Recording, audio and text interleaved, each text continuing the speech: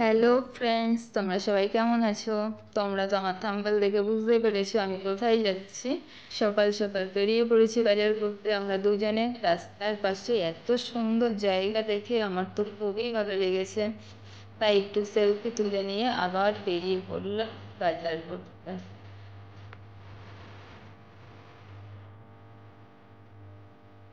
রাস্তার দুপাশে দৃশ্যটা কত সুন্দর, আমার তো খুবই খুবই ভালো লাগছে। চলো তোমাদের দেখিয়ে দিয়ে যাচ্ছে বাজারটা কত বড়। আর আমি কি বাজার করলাম সেটা পরে হয়ে যাবে। আর তোমাদের বলা আমার পাশে